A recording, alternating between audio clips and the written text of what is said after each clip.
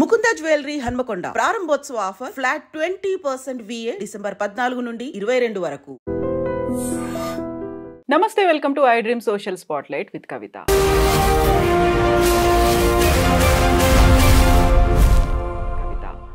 Pushpa 2 release సందర్భంగా సంధ్యా థియేటర్లో జరిగినటువంటి ఇన్సిడెంట్ తర్వాత బోల్డ్ అన్ని ఎపిసోడ్స్ మన ముందు కనిపిస్తున్నాయి. ఫస్ట్ అల్లు అర్జున్ అరెస్ట్, ఆ తర్వాత మధ్యంతర బెయిల్పై విడుదలైన తర్వాత 2 లెటర్లు సోషల్ మీడియాలో తిరుగుతున్నాయి. ఒకటి, మేము పర్మిషన్ అడిగాము అనేది PR టీం నుంచి వచ్చింది. అయితే పోలీసులు మేము హీరోయిన్లని విఐపీలని రావద్దన్నాము అనేటువంటి లెటర్ ఇప్పుడు ఎందుకు తిరుగుతున్నాయి? ఆ తర్వాత మళ్ళీ అల్లు అర్జున్ బెయిల్ రద్దు అవుతుంది, ఆయన్ని మళ్ళీ అరెస్ట్ చేస్తారనే వార్తలతో పాటుగా చిత్ర పరిశ్రమ తరలిపోతుంది అనేటువంటి వార్తలు కూడా ఎందుకు వినిపిస్తున్నాయి? మనతో పాటుగా ఉన్నారు senior journalist, film critic Bharadwaj గారు. సార్ నమస్తే. సార్, అల్లు అర్జున్ అరెస్ట్ అయ్యారు, ఇమ్మీడియట్గా మధ్యంతర బెయిల్ మీద బయటికి రావాలన్నప్పటికీ కూడా 13 గంటలు జైల్లో ఉన్నారు, రాత్రి అక్కడ గడిపారు, నెక్స్ట్ డే వచ్చారు. ఫిల్మ్ ఇండస్ట్రీ అంతా తరలి వచ్చింది, ఒక సంఘీభావం ప్రకటించింది. ఆ తర్వాత జరుగుతున్నటువంటి ఎపిసోడ్స్ని ఎలా చూస్తున్నారు సార్ మీరు? అంటే ఒకటి, మధ్యంతర బెయిల్ మీద మాత్రమే వచ్చాడు ఆయన, రెగ్యులర్ బెయిల్ కోసం వెళ్ళాలి వీళ్ళు. అయితే ఈ టైంలో ఇందాక మీరు చెప్పినట్టుగా ఒక లెటర్ ఒకటి థియేటర్ వాళ్ళ వైపు నుంచి బయటకు వచ్చింది. అంటే మేము పర్మిషన్ అడిగామని చెప్తున్నారు వాళ్ళు పోలీసుల్ని. పర్మిషన్ అడిగిన లెటరే వాళ్ళు బయటకు తీసుకొచ్చారు, కానీ పర్మిషన్ ఇచ్చారా లేదా అనే దానిలో వాళ్ళు ఏం మాట్లాడట్లేదు. పర్మిషన్ ఇస్తూ ఒక లెటర్ ఇస్తారు డిపార్ట్మెంట్ నుంచి. ఆ పర్మిషన్ ఇస్తూ ఇచ్చిన దానిలో కొన్ని కండిషన్స్ కూడా పెడతారు వాళ్ళు, ఇలా ఉండాలి అలా ఉండాలి అని. అసలు ఆ లెటరే లేదు అక్కడ, ఆ లెటర్ లేదు, వాళ్ళు రిజెక్ట్ చేశారు వాస్తవానికి. ఆ రిజెక్ట్ చేస్తూ కూడా ఒక లెటర్ పంపిస్తారు. ఆ లెటర్ వీళ్ళు చూసుకున్నారా లేదా అనేది పక్కన పెడితే వాళ్ళు బయట పెట్టారు ఇప్పుడు. అలా ఈ 2 లెటర్లు బయట తిరుగుతున్నాయి. ఒకటేమో మేము పర్మిషన్ ఇవ్వలేదు అని వాళ్ళు చెప్తున్నారు, వీళ్ళు కూడా పర్మిషన్ అడుగుతూ లెటర్ పెట్టామని చెప్తున్నారు తప్ప ఇచ్చారో ఇవ్వలేదో వీళ్ళు మాట్లాడలేదు మొదటి నుంచి. అసలు పోలీసులు పర్మిషన్ ఇచ్చారా లేదా అనేది అసలు వివాదంగా మారుస్తున్నారు, కానీ అది కాదండి ఇష్యూ. వీళ్ళు అంటే థియేటర్ వాళ్ళకి ఐడియా ఉంది కదా, వాళ్ళందరూ అక్కడ ఉన్నారు కదా నిలబడి. ఇన్సిడెంట్ జరిగినప్పుడు సినిమా టీం అక్కడ ఉంది, అల్లు అర్జున్ కళ్ళు తెరుచుకునే ఉన్నాడు. కాబట్టి ఆ జరుగుతున్న సీన్ని బట్టి వాళ్ళకి ఆ ప్లేస్లో జనాలు ఉన్నారు, మనం ఇది చెయ్యాలా వద్దా అనే విచక్షణ పనిచేయాలి కదా. ఆ విచక్షణ పని చేయకపోవడం తప్పు. పోలీసులు పర్మిషన్ అడిగారా ఇచ్చారా లేదా అసలు ఆ గొడవ మొత్తం ఇర్రెలవెంట్. దీనికి వీళ్ళ బాధ్యత ఏమిటి అంటే ప్రేక్షకుల వైపు వీళ్ళ బాధ్యత ఏమిటి అనేది చూస్తే వీళ్ళు ఖచ్చితంగా ఇర్రెస్పాన్సిబుల్గా వ్యవహరించినట్టుగా అర్థమవుతుంది ఆ సీన్ చూసిన వాళ్ళకి ఎవరికైనా. అంటే ఈయన బయట విన్యాసాలు చేయకుండా లోపలికి వెళ్ళిపోయి ఉండాల్సింది కూల్గా. పరిస్థితి బాగాలేదు, జనం లేరు అంటే వాళ్ళు చెప్తున్నట్టుగా ఒకటే గేటు ఉంది అక్కడ. అంటే ఒక గేట్ ఏమో బ్లాక్ అయిపోయి ఉంది, ఒక గేటు మాత్రమే ఆపరేషన్లో ఉంది. ఒక వే మాత్రమే ఆపరేషన్లో ఉన్నప్పుడు ఇలాంటి పనులు చేయకూడదు అనేది వాళ్ళకు ఉండాలి. వాళ్ళు వాళ్ళ పని వాళ్ళు చేసుకుని వెళ్ళిపోతున్నట్టుగా వెళ్ళిపోయారు తప్ప ఇక్కడ జనాలు ఉన్నారు, ఒత్తిడి జరిగితే ఏమిటి పరిస్థితి, వాళ్ళల్లో చిన్నపిల్లలు ఉంటారు, ఫ్యామిలీస్ ఉంటారు, ఇవన్నీ ఆలోచించాలి కదా. రెండోది, థియేటర్ వాళ్ళు ఇది చేయదలుచుకుంటే, ఈ ప్రోగ్రాం చేయదలుచుకుంటే వీళ్ళందరినీ లోపలికి తీసుకుని వెళ్లాల్సింది. టీం అందరినీ కాదండి, వచ్చిన ఆడియన్స్లో ఫ్యామిలీస్ ఎవరైనా ఉంటే వాళ్ళని తీసుకెళ్ళి లోపల కూర్చోబెట్టి ఉండాల్సింది. అది చేయలా. అది చేయకుండా మేము మా ఇష్టం వచ్చినట్టు మేము చేసుకుంటూ వెళ్ళిపోతామంటే ఎలా కుదురుతుంది? జనంతో కూడుకున్న వ్యవహారం కదా అది. పైగా ఒక్కొక్కళ్ళు 1200 పెట్టి టికెట్లు కొనుక్కొని వచ్చారు అక్కడ. 70 రూపాయలు 100 రూపాయలు టికెట్లు కాదు, వాళ్ళు దాదాపు 10 రెట్లు ఎక్కువ డబ్బులు పెట్టి వచ్చారు అక్కడికి. వచ్చినప్పుడు వాళ్ళని ఎంత గౌరవప్రదంగా ఎంత మర్యాదపూర్వకంగా చూసుకోవాలి వాళ్ళు, అది లేదు. ఆ ఇర్రెస్పాన్సిబిలిటీ అనేది చాలా స్పష్టంగా కనిపిస్తోంది సంఘటనలు. కాబట్టి ఈ అరెస్టు జరగటము అనేది దాని ద్వారా ఒక ఇండికేషన్ అయితే ఇవ్వగలిగారు గవర్నమెంట్ వైపు నుంచి. ఇలాంటివి చేసేటప్పుడు కొంచెం ఒళ్ళు దగ్గర పెట్టుకుని చేయండి అని, అంతే తప్ప ఈ అరెస్టును ఖండించాల్సినటువంటి అవసరం ఏం లేదు. ప్రొసీజర్ ప్రకారమే జరిగిందనే అనుకోవాలి. అయితే దీని చుట్టూ ఇంకా రకరకాల విషయాలు దొరుకుతున్నాయి. ఆయన ఏదో అంటే పేరు చెప్పడం మర్చిపోయాడు, అంటే తడబడ్డాడు, ఇవన్నీ అవును, సీఎం పేరు చెప్పలేకపోయాడు, అందుకే కక్ష కట్టింది రాష్ట్ర ప్రభుత్వం, అందులో పర్టికులర్ గా రేవంత్ రెడ్డి కావాలని అవును. చేశారు. యాక్చువల్గా ఆ రోజు రేవతి గారి భర్త ఇచ్చిన కంప్లైంట్ మేరకే కేసు నమోదైంది. అందులో నాన్ బెయిలబుల్ సెక్షన్స్ ఉన్నాయి. ఉమ్, నాన్ బెయిలబుల్ సెక్షన్స్ కింద కేసు నమోదైన తర్వాత ఎవరో వ్యక్తి తెలిసిన తర్వాత అరెస్టు జరగకుండా తాత్సారం చేయటమే తప్పు. ఆ తప్పు రెక్టిఫై చేసుకోవడం కోసం వాళ్ళు అరెస్ట్ చేశారు అనుకోవచ్చు. ఉమ్, అంటే పోలీసులు అరెస్ట్ చేయడాన్ని ఎందుకు తప్పుపడుతున్నారో అర్థం కావట్లేదు ఇక్కడ. పోనీ లేట్గానే స్పందించి అరెస్ట్ చేశారు కదా, దాన్ని అప్రిషియేట్ చేయాలి ఎవరైనా, చట్టం మీద గౌరవం ఉన్నవాళ్ళు ఎవరైనా. ఉమ్, దాని మీద అంటే ఆయన ఏదో హర్ట్ అయ్యాడు అంటే ఈయన రేవంత్ రెడ్డి గారి పేరు చెప్పడం మాత్రమే కాదండి, ఇంకొకళ్ళ పేరు కూడా చెప్పలేకపోయాడు ఆయన. ఫిల్మ్ డైరెక్టర్ పేరే ఆహా, చెప్పలేదు. లేదండి, అక్కడ కందులు దుర్గేష్ గారి పేరు కూడా చెప్పలేదు ఆయన, తడబడ్డాడు. ఏపీ గవర్నమెంట్ నుంచి చంద్రబాబు నాయుడు గారి పేరు ఎందుకో గుర్తొచ్చింది అతనికి ప్రాపర్గానే. అలాగే సినిమాటోగ్రఫీ మినిస్టర్ అతను ఎవరో ఉండాలి అని చెప్పి తడబడుతుండగా వెనక నుంచి అందించారు, ముందు నుంచి కూడా అందించారు. ఉమ్, అందించిన తర్వాత అవును నాకు ఇంటి పేరు గుర్తురాక తడబడ్డాను, కందులు దుర్గేష్ కదా అన్నాడు. సరే అయిపోయింది అది. ఇలా అన్ప్రిపేర్డ్గా వచ్చాడు ఆయన, అసలు ఏమాత్రము ప్రిపరేషన్తో వచ్చినట్టుగా కనిపించలేదు ఆ దీనిలో ఈవెంట్లో. ఉమ్, వచ్చి టిక్కెట్ల రేట్లు పెంచుకోవటానికి పర్మిషన్ ఇచ్చిన 2 రాష్ట్ర ప్రభుత్వాలకి కృతజ్ఞతలు చెప్పాలి ఆయన, కానీ అభినందనలు చెప్పాడు. అంటే థ్యాంక్స్ చెప్పే బదులు కంగ్రాట్స్ చెప్పాడు ఆయన. అదొక దారుణమైన మిస్టేక్. ఇలా టోటల్గా బన్నీ ప్రసంగంలో చాలా ఇబ్బందులు ఉన్నాయి. అయితే దీని వలన హర్ట్ అయ్యాడా అనేది ఈ అరెస్టుతో లింక్ చేసి మాట్లాడుతున్నారు. ఉమ్, అయితే అయి ఉండొచ్చు. ఇదేంటి మనం ఎంత చేస్తున్నాం, వీళ్ళు కనీసం మన పేరు కూడా ఉచ్చరించడం రావడం లేదు వీళ్ళకి అని అనుకుని ఉండొచ్చు. ఆయన క్లోజ్ సర్కిల్లో ఆయన రియాక్ట్ అయినట్టుగానే ఒక మాట బయట ప్రచారంలో ఉంది. అంటే ఆయన దృష్టికి తీసుకెళ్లారు ఆ వీడియో చూపించి. ఉమ్, చూపిస్తే అరే మనం ఎంత చేస్తున్నాం, వీళ్ళేంటి మన పేర్లు చెప్పడానికి కూడా ఇబ్బంది పడుతున్నారు అనే మాట ఆయన నోట్లోంచి వచ్చింది అనే మాట సర్క్యులేషన్లో ఉంది బయట. అయినప్పటికీ ఇవన్నీ పక్కన పెట్టి అక్కడ ఒక మనిషి చనిపోయింది, అరెస్టు జరిగింది, జరిగిన సంఘటనలో మా తప్పు కూడా ఉంది అనేది ఎందుకు అడ్మిట్ చేయట్లేదు?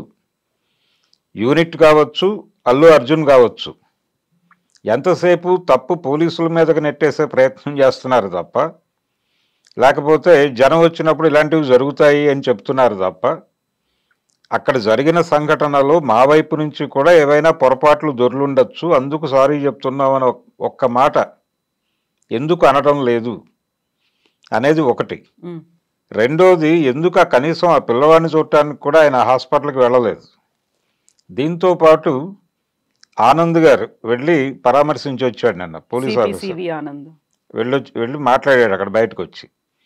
అంటే ప్రస్తుతం అతనికి జరుగుతున్న చికిత్స అంతా కూడా ప్రభుత్వం ఖర్చుతోనే జరుగుతున్నట్టుగా ఆయన ఉమ్, చెప్పాడు. మరి వీళ్ళు మేమే చేస్తున్నాము అనే మాట పదే మాట్లాడారు. మరి వీళ్ళు నిజంగా చేస్తున్నారా లేకపోతే అలా మాట్లాడారా అనేది కూడా ఒక అనుమానం ఉంది ఇప్పుడు ప్రపంచంలో. ఈ 25 లక్షలు అనౌన్స్ చేశాడు ఈయన, ఉమ్, ఒక వీడియో చేసి దానిలో ప్రకటించాడు. ఆ 25 లక్షలు తను పర్సనల్గా ఇస్తున్నాడా, యూనిట్ మొత్తం అంటే సినిమా యూనిట్తో కలిపి ఇస్తున్నాడా అనే దానిలో క్లారిటీ లేదు. ఆయన సక్సెస్ మీట్లో కూడా మాట్లాడాడు అదే విషయం. ఉమ్, కానీ ఇప్పటిదాకా వాళ్ళకి ఏ రకమైనటువంటి సహాయం వీళ్ళ వైపు నుంచి అందినట్టయితే లేదు. మొత్తం ఖర్చు ప్రభుత్వమే భరిస్తోంది అన్నట్టుగా ఆనంద్ గారు మాట్లాడాడు. దానికేం సమాధానం చెప్తారు వీళ్ళు అనేది చూడాలి. ఉమ్, ఈ లోపు అంటే ఈ అరెస్టుకు సంబంధించి బెయిల్ రావడానికి సంబంధించి బెయిల్ ఎలా వచ్చింది వీళ్ళకి అంటే ఇన్ని గందరగోళాలు ఉన్నాయి కాబట్టి ఆయన బయట నుంచి విచారణకు సహకరిస్తాడు. మీరు అతను అంటే ఆయనకి ఏ మనిషికైనా స్వేచ్ఛగా ఉండేటువంటి హక్కు రాజ్యాంగం ప్రకారం ఉంది కాబట్టి దాన్ని కన్సిడర్ చేసి బెయిల్ ఇవ్వండి అని అడిగారు ఆ రోజున ఉమ్, వీళ్ళ అడ్వకేట్.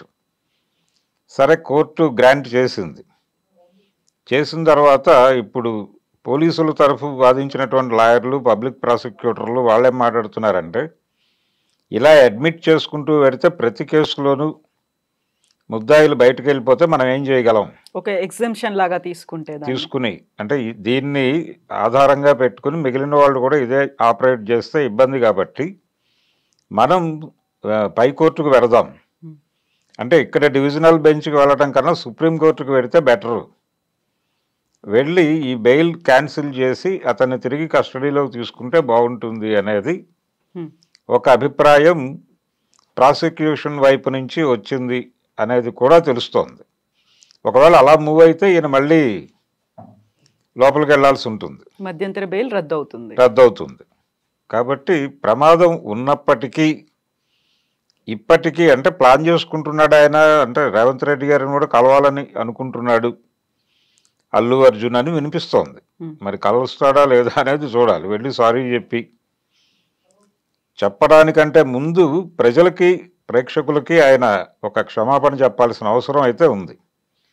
ఆ రోజు జరిగినటువంటి సంఘటనలో మా తప్పు ఉంది, థియేటర్ యాజమాన్యం తప్పు కూడా ఉంది, మేం గమనించి ఉండాల్సింది, అక్కడ పరిస్థితులు బాగాలేవు, స్పేస్ తక్కువ ఉంది, జనాలు ఎక్కువ ఉన్నారు, కాబట్టి అక్కడ మేము అన్వాంటెడ్ డిస్టర్బెన్స్ క్రియేట్ చేశాము, అది మా వైపు నుంచి జరిగిన తప్పు, అందుకు సారీ చెప్తున్నాము అంటే సరిపోతుంది. ఈయనేమి A1 గానో A2 గానో లేడు, A11 గా మాత్రమే ఉన్నాడు. చెప్పాడు ఆయన క్లియర్గా. ఇంకా పైన చాలా మంది ఉన్నారు, వాళ్ళందరూ వస్తారంటే ఈ పిఆర్ టీము, ఈ ఫ్యాన్స్ని ఇన్వైట్ చేసినటువంటి వాళ్ళు, వీళ్ళందరినీ ఈ గ్యాప్లో పెట్టే ఛాన్సెస్ ఉన్నాయి. అందుకని కేవలం థియేటర్ వాళ్ళు, అల్లు అర్జున్ మాత్రమే బాధ్యత కాదండి. ఈ సినిమా నిర్మాతల దగ్గర నుంచి దాన్ని ఈవెంట్గా చెయ్యాలి అనుకున్నటువంటి టీం వరకు అందరి ప్రమేయము, బాధ్యత ఉంది దానిలో. దాన్ని అడ్మిట్ చేయటానికి మొహమాట పడుతున్నారు వీళ్ళు అనవసరంగా. పైగా దీన్ని ఇండస్ట్రీ మీద కక్ష కట్టింది తెలంగాణ ప్రభుత్వం అన్నటువంటి యాంగిల్లోకి పట్టుకెళ్తున్నారు. అదొక ధోరణి, అదొక ప్రచారం. దీంతో ఇండస్ట్రీ మొత్తం కూడా రేవంత్ రెడ్డికి ఏదో ఒక గుణపాఠం నేర్పే ప్రయత్నంలో ఆలోచిస్తున్నారు. అసలు ఇక్కడ నుంచి ఇండస్ట్రీని షిఫ్ట్ చేసేద్దాం అనుకుంటున్నారు దాకా ఎక్స్పాండ్ అయిపోయింది గోల. నిజానికి ఆ పరిస్థితి అంటే 3-4 ఇన్సిడెంట్లు, నాగార్జున గారి ఎన్కన్వెన్షన్ మీద దాడి, తర్వాత అలీ తన ఫామ్ హౌస్ను వేరే వాళ్ళకి ఎవరికో రెంట్కి ఇస్తే వాళ్ళు అక్కడేదో కన్స్ట్రక్షన్ చేయబోయారు. అక్కడ ఉన్నటువంటి పర్మిషన్ కంటే పెద్ద నిర్మాణాలు ఏవో చేయడానికి వాళ్ళు అప్లై చేసుకున్నారు, రిజెక్ట్ అయింది. అది ఆయన కూడా ఓపెన్గా చెప్పాడు, లేదు మేము వాళ్ళు అనుమతించిన మేరకే కన్స్ట్రక్షన్ పెడతాము అని చెప్పాడు అలీ. అదొక ఇన్సిడెంట్గా నమోదు చేసుకుంటున్నారు ఇండస్ట్రీ మీద దాడి అనేటువంటి యాంగిల్లో. దాంతో పాటు మోహన్ బాబు గొడవ వాళ్ళ పర్సనల్ ఇష్యూ, అది ఫ్యామిలీ వివాదం, వాళ్ళే రోడ్డు మీద పెట్టుకున్నారు దాన్ని. దానిలో గవర్నమెంట్ చేసింది ఏమీ లేదు, రేవంత్ రెడ్డి గారి ప్రమేయం ఏమీ లేదు అక్కడ. ఈ ఇన్సిడెంటు, ఇప్పుడు బన్నీ గొడవ కూడా దానిలోకి లాక్కొస్తున్నారు. ఇవన్నీ లాక్కొచ్చి టోటల్గా ఇండస్ట్రీకి గవర్నమెంట్కి మధ్య జరుగుతున్న యుద్ధంగా మార్చే ప్రయత్నం చేస్తున్నారు దీన్ని. అలా చూడాల్సినటువంటి అవసరం లేదు. ఇండస్ట్రీ ఇక్కడి నుంచి వెళ్ళిపోతుంది అని మాట్లాడుతున్నారు, కానీ వెళ్ళే పరిస్థితి డెఫినెట్గా ఉండదు. ఎందుకంటే వీళ్ళకి హైదరాబాద్ నుంచి వెళ్ళిపోవటం అంత ఈజీ ఏం కాదు. అక్కడ ఇంకా ఏమీ తలుపులు తెరవలేదు, తలుపులు తెరిచినా వెళ్ళటం కష్టమే. ఇక్కడ ఎస్టాబ్లిష్మెంట్ ఉంది వీళ్ళకి. అంటే మెడ్రాస్ నుంచి హైదరాబాద్కు షిఫ్ట్ అవడానికి దాదాపు 35 ఏళ్ళు పట్టింది. నాగేశ్వరరావు గారు షిఫ్ట్ అయిన తర్వాత కూడా 35 ఏళ్ళు పట్టింది. కాబట్టి ఆ ఇన్ఫ్రాస్ట్రక్చరు, వ్యవహారం ఇవన్నీ ఉంటే తప్ప కుదిరే పని కాదు ఇది. ఒకవేళ వెళ్ళిపోయినా మంచిదే. నా అభిప్రాయం ప్రకారం ఆంధ్ర ఇండస్ట్రీ ఆంధ్రాలో ఉండి తెలంగాణ పరిశ్రమ, నిజానికి తెలంగాణ సినిమా అనేటువంటి ఒక మాట దొరికింది ఆ రోజుల్లో ఉద్యమ కాలంలో. ఆ తర్వాత ఆ నినాదం వెళ్ళిపోయింది. రామోజీ ఫిలిం సిటీని 1000 నాగళ్లతో దున్నిస్తానన్నాడు ఆయన, 1,00,000 నాగళ్లతో. ఆ 1,00,000 నాగళ్ల నినాదం వెళ్ళిపోయింది వెనక్కి. తర్వాత రాచకొండలో ఒక ఫిలిం సిటీ నిర్మిస్తాను తెలంగాణ సినిమా కోసం అని చెప్పాడు కేసీఆర్ గారు, అది అవలేదు.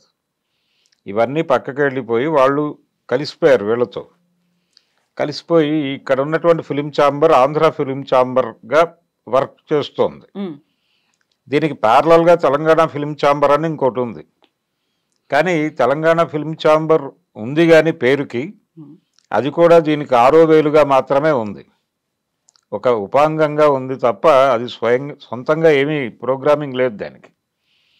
వాళ్ళు కూడా ఏం చేయాలన్నా ఏదైనా టైటిల్ రిజిస్టర్ చేసుకోవాలన్నా వీళ్ళని అడిగి చేస్తున్నారు. ఆ కండిషన్లో నడుస్తోంది తప్ప తెలంగాణ సినిమా ఆంధ్ర సినిమా రెండు విడివిడిగా ఎమర్జ్ అయితే బాగానే ఉంటుంది. ఇందులో భాగంగా గనక జరిగితే ఒకవేళ తప్పేం కాదు అది. ఇప్పుడు ఉత్తమ ప్రాంతీయ చిత్రము అనేటువంటి కేటగిరీలో తెలుగు సినిమాకి అవార్డు ఇస్తే తెలంగాణకు వెళ్తుందా ఆంధ్రాకి వెళ్తుందా అనేటువంటి ఒక మీమాంస వస్తుంది. అందుకని తెలంగాణ జీవితాన్ని చిత్రించే సినిమాలు తీసుకుంటూ తెలంగాణ సినిమా ఎమర్జ్ అవ్వచ్చు. అలాగే ఆంధ్ర సినిమాలు అక్కడ చేసుకోవచ్చు, తీసుకెళ్ళి ఇండస్ట్రీ చేస్తే కొంత కొత్త వాళ్ళకి పని దొరుకుతుంది, కొత్త క్రియేటర్స్ వస్తారు అక్కడ.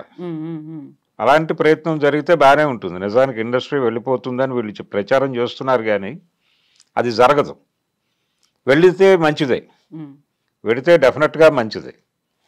అలాగే సాహిత్య రంగంలో కూడా తెలంగాణ తెలుగు ఇప్పుడు సాహిత్య అకాడమీ అవార్డులు ఏదన్నా గ్రంథానికో ఒక కవికో ఇవ్వాలంటే అది కూడా భాషా ప్రాతిపదికన తెలుగుకి వస్తుంది తప్ప తెలంగాణ తెలుగు ఆంధ్ర తెలుగు అనేది విడిగా రాదు. అది కూడా జరగాల్సి ఉంది.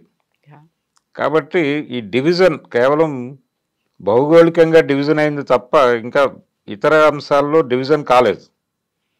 అక్కడ కూడా రావాలి. నిజానికి వీళ్ళు మాట్లాడటం లేదు కానీ తెలంగాణ సినిమా వాళ్ళు ఎవరు నోరు తెరిచి మాట్లాడటం లేదు కానీ ఇప్పటికీ అంటే Telugu cinema commercial hero NT Rama Rao గారి దగ్గర నుంచి మొదలు పెడితే ఇప్పుడు అల్లు అర్జున్ వరకు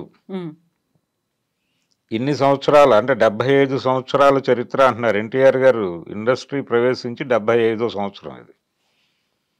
కాబట్టి 75 సంవత్సరాల చరిత్రలో ఎప్పుడూ కూడా తెలుగు సినిమా హీరో అడ్రస్ తెలంగాణలో లేదు. ఆ క్యారెక్టర్ అడ్రస్ ఎప్పుడు ఆంధ్రాలోనే లొకేట్ అవుతూ వచ్చింది. అలా తెలంగాణకి సినిమా వైపు నుంచి జరిగిన అన్యాయాలు చాలా ఉన్నాయి. ఎప్పుడో నారాయణ రెడ్డి గారు పాటలు రాయటం మొదలుపెట్టిన తర్వాత బతుకమ్మ పాట ఒకటి వచ్చింది జీవిత చక్రం సినిమాలో. ఎన్టీఆర్ గారి జీవిత చక్రం సినిమాలో బతుకమ్మ పాట ఉంది. అందులో ఒక హీరోయిన్ తెలంగాణకు చెందిన హీరోయిన్గా చూపిస్తారు. అందుకని ఆ పాట పాడారు అక్కడ. అంతకుమించి తెలంగాణ పాటల ప్రస్తావన కానీ లేకపోతే ఏ అంశము కూడా సినిమా వాళ్ళు కామెడీ కోసం తెలంగాణని వాడారు తప్ప, కొంతమంది విలన్లకి కూడా పెట్టారు, విలన్లకి వాడారు తప్ప సీరియస్గా హీరో ఎప్పుడు తెలంగాణలో లొకేట్ కాలేదు. ఇవి కొంచెం మాట్లాడి వీళ్ళు తెలంగాణ సినిమాని ఎమర్జ్ చేసుకోవడానికి ఈ ఘర్షణని వాడుకుంటే బాగానే ఉంటుంది. కానీ అంత కాన్షియస్గా ఉన్నారా అనేది అనుమానమే.